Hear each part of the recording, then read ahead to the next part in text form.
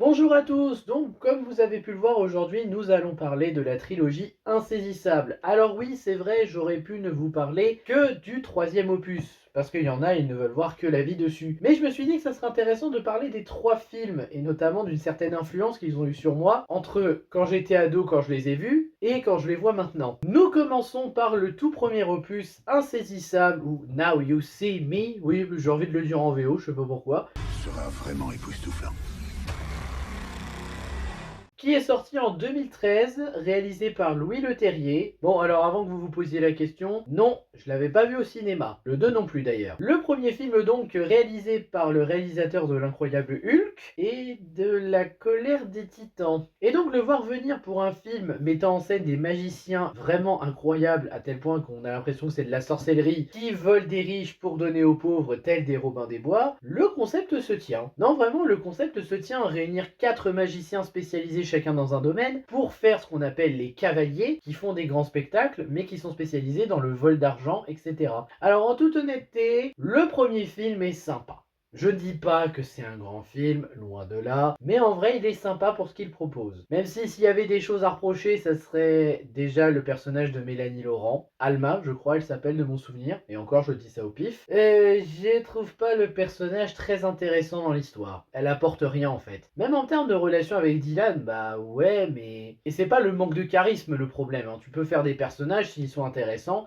même sans charisme, ça peut passer. Mais c'est vrai que là, le personnage en lui-même n'était pas forcément intéressant. C'est même clairement le plus dispensable du film. Sans compter aussi, et ça c'est un truc qu'on va retrouver dans les trois opus, la mise en scène d'action. Parce que autant Louis Leterrier dans les spectacles de magie, il prend plaisir à les filmer, vraiment la mise en scène est travaillée dans ces moments-là. Les acteurs sont au top aussi, hein. Franchement le casting est chouette. Mais dans les moments d'action, il y en a très peu dans le premier mais quand même, on n'arrive pas à se dire que la mise en scène est géniale. Non parce que la course-poursuite avec Jack, enfin quand Jack se bat contre Dylan, c'est pas génial en termes de mise en scène, hein. Ce qui est vraiment dommage parce que en termes de concept, genre lancer des cartes, ok, pourquoi pas. Pourquoi pas. Je dis pas que c'est réaliste et que ça peut fonctionner, mais pourquoi pas. Non, en vrai, le premier film est réellement sympa pour ce qu'il propose. Et surtout, le twist à la fin, osez me dire que vous l'avez vu venir. Parce que moi personnellement à l'époque, 2013, je cherchais pas encore à analyser, à chercher à tout prix, mais je ne l'ai pas vu venir le twist. Et le personnage de Morgan Freeman aussi, Thaddeus qui arrive à percer la magie, qui nous explique tout, un peu comme Sherlock Holmes, en mode ça s'est passé comme ça. Ouais, non, c'est vraiment sympa. Pas un grand film, mais vraiment sympathique. Bon, et un petit mot sur la version longue, il n'y a pas grande différence. Il supprime juste quelques petits plans, comme par exemple le plan de la ville avant qu'on ne voit Henley à son spectacle, où ils ajoutent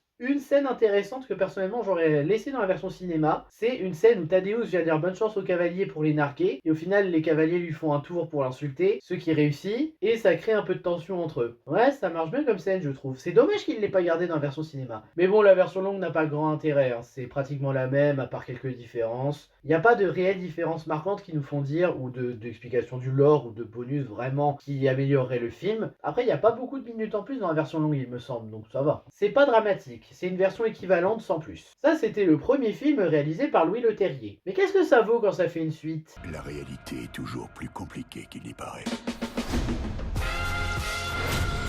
Insaisissable 2, réalisé cette fois non pas par Louis Leterrier qui n'est pas revenu, mais par John M. Chu. John M. Chu que vous connaissez, parce qu'on a parlé de lui pour Wicked. Et encore je vous cite que celui-là, parce qu'apparemment il fait surtout des comédies musicales. J'ai pas vu énormément de lui, il me semble, mais ok, pourquoi pas. Donc ils l'ont appelé pour faire Insaisissable 2, et une suite du premier opus, oui, c'était intéressant. Même si les cavaliers, normalement là, sont cachés dans l'ombre, c'est terminé, ils font partie de l'œil, on peut explorer quelque chose. Et Insaisissable 2 s'est vendu sur un critère qui avait l'air intéressant dans la bande-annonce, c'est qu'ils tombaient sur quelqu'un qui démasquait leur tour dès le début, qui vraiment détruisait toute la magie de leur tour, et qui arrive à avoir un coup d'avance sur eux. Faut avouer que ça hype. Quand tu sais à quel point les cavaliers sont doués et que Dylan a un coup d'avance en général sur tout le monde, notamment la police, oui, avoir un adversaire comme ça peut fonctionner, sur le papier. Oui, parce que dans l'exécution, on va pas se mentir, Insaisissable 2, c'est moins bien. C'est même moyen, on va dire. Bon, alors, les gros défauts d'Insaisissable 2, hein, je pense que c'est assez évident. La mise en scène d'action, c'est toujours pas bien géré, même si je pense que Don M. Chu s'en sort un tout petit peu mieux que Louis Leterrier. Mais non, la mise en scène d'action n'est pas géniale. Le spectacle, enfin, on retient pas vraiment les plans, on retient les tours en eux-mêmes. La magie qui est présente, hein. Dans le 1, c'était présent, dans le 2, on y croit aussi. Les tours de magie des cavaliers dans le 2, il y a des tours vraiment impressionnants. Moi, je repense à Daniel Atlas qui arrête l'eau, qui la fait remonter. Bon après il explique le stratagème, hein. Mais ça fonctionne, tout comme dans les explications de magie. Ils ont aussi essayé des trucs comme Thaddeus qui là a un rôle un peu plus clair on va dire, parce que dans le premier il avait un certain rôle, là c'est autre chose de plus intéressant ou pas. Et en vrai, l'antagoniste caché, il a une raison, je vais pas spoiler pour ceux qui n'ont pas vu, hein, mais il a une raison d'en vouloir au cavalier. C'est juste dommage qu'il l'ait spoilé sur l'affiche. Bah oui, parce que sur l'affiche ils mettent les têtes d'affiche. Le problème c'est que cette tête d'affiche, il y a aussi l'antagoniste caché dedans. Pas très malin de la part du marketing d'avoir fait ça. Et ça, c'est un truc pour lequel je leur en voulais déjà à l'époque. Sinon, faut qu'on parle aussi de la nouvelle cavalière, parce que oui, hein, Henley, elle n'est plus là. Ah oui, parce que Henley, pour ceux qui l'ignorent, enfin, l'actrice Isla Fisher, elle était enceinte. Ils ne se sont pas dit, les producteurs, bon, c'est pas grave, on va attendre un peu, qu'elle accouche, qu'elle reprenne ses esprits pour qu'elle ait le plaisir de revenir. Non, on va la remplacer. Et scénaristiquement, dans le film, on va expliquer pourquoi elle est pas là. Sachant qu'elle est pas là parce qu'elle a demandé une permission de l'œil de partir, et l'œil lui aurait dit oui. Pourquoi pas? Et donc à la place, nous avons Lula, une nouvelle cavalière qui les rejoint, qui est pas mauvaise dans les tours, franchement, elle a des capacités. Le seul problème, c'est que contrairement à Henley, elle est énervante. Henley, elle avait de la prestance et elle avait des dialogues assez sympas avec Merritt et avec Daniel. Lula, elle a rien. Et elle a beau être amoureuse de Jack, parce que oui, hein, je sais pas pourquoi elle est amoureuse, mais elle est amoureuse de Jack, y a pas grand chose à dire sur elle. Mais vraiment pas. C'est dommage parce que, en soi, avoir une nouvelle cavalière qui les rejoint, c'est pas une mauvaise idée. Mais Lula, elle a vraiment une personnalité un peu énervante dans le 2. Après, j'ai un ami, quand on en a parlé, il m'a dit, c'est un peu l'électron libre. Et je me suis dit, oui, et ça fait que ça la démarque des autres, c'est vrai. Mais dans le 2, faut quand même le dire, elle est un peu énervante. Faut qu'on parle aussi de Walter, l'antagoniste, hein, le fameux qui a un avantage sur les cavaliers, qui les manipule. Il était bien au début, Walter. Vraiment, on y croyait. Malgré son côté un peu comique, en mode, vous avez vu quand vous étiez endormi C'est de l'humour forcé à 2 balles, mais pourquoi pas. Mais on y croyait, cette menace. On se disait, ok, il a un coup d'avance, il manipule les cavaliers. Et là, t'apprends pourquoi il fait ça. Et c'est là que ça devient un petit peu problématique, parce que c'est pas une mauvaise raison, mais je trouve personnellement que ça gâche un peu cet antagoniste. Et au final, après, il a plus l'air aussi malin ou d'avoir un avantage sur les cavaliers, ça c'est regrettable. Donc qu'est-ce qui sauve le film au final? Bah, comme je l'ai dit, les tours de magie sont toujours assez cool, la mise en scène en soi n'est pas mauvaise, même la fameuse scène de la carte, là où ils arrêtent pas de se la passer pendant les fouilles, pourquoi pas? Je sais que cette scène est très décriée, comme quoi elle est pas réaliste ou quoi que ce soit, moi je veux bien y croire, même si je doute que les gars qui sont là-dedans n'aient pas mis de caméra. Mais bon, allez, je veux bien y croire. Je veux bien être un peu naïf et y croire. Et surtout, le tour final. C'est encore un twist qui réussit, où on croit que nos cavaliers sont en danger, et au final, eh ben non. Enfin, si, mais tu t'es fait avoir, mon coco. Et ça marche assez bien. Puis même la fin en elle-même avec Thaddeus et le fait qu'ils veulent évidemment faire une énième suite. Ok, j'avais pas forcément adoré ce deuxième opus, mais j'avoue que j'étais curieux pour une suite en me disant, ça pourrait être intéressant. Sauf que la suite, elle a mis beaucoup de temps à arriver. On sait jamais. Si, là, je crois que tu savais.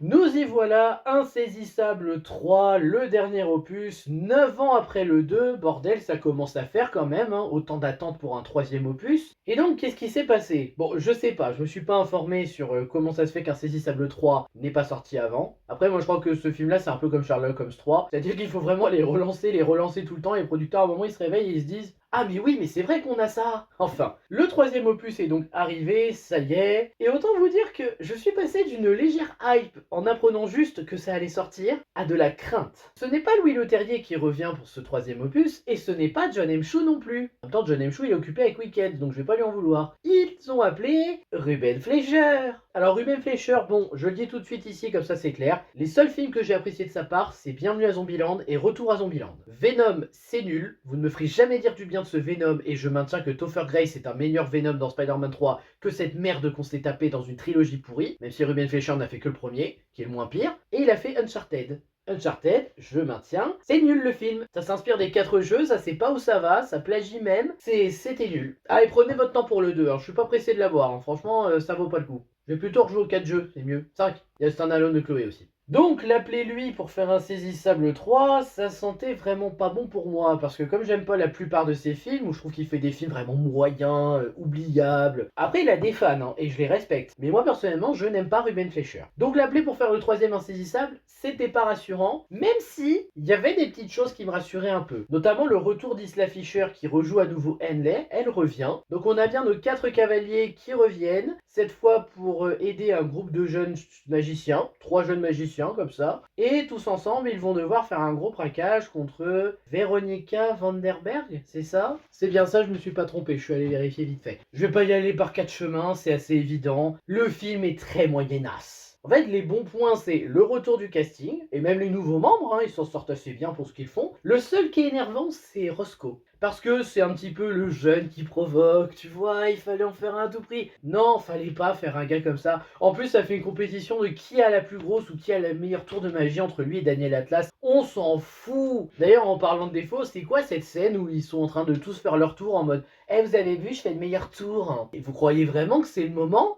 Alors que vous êtes à la recherche d'indices pour avancer pour l'œil? Ouais, je sais pas, c'est peut-être Ruben Fleischer qui s'est dit tiens, faut faire une scène contemplative. Ah oui, tour de magie c'est contemplatif, mais au bout d'un moment, faudrait peut-être arrêter et avancer dans le scénario, ça serait un bon début aussi, non? Sans parler de l'antagoniste, hein, Véronica qui est nulle. Ah c'est triste, hein, parce que franchement l'actrice qui la joue, elle joue vraiment bien, mais elle est nulle. C'est un personnage nul. C'est une mania d'entreprise qui veut à tout prix la gérer, qui est prête à tout pour l'image de sa société, pour ses diamants, notamment le cœur là qu'elle a. Oui, j'ai pas retenu le nom, mais le cœur le cœur. Là, elle est résumée à se faire avoir par les cavaliers et elle veut se venger des cavaliers. Ouais, mais par rapport aux 2 antagonistes du précédent opus, c'est pas une menace qu'on prend au sérieux. Ah, et Thaddeus!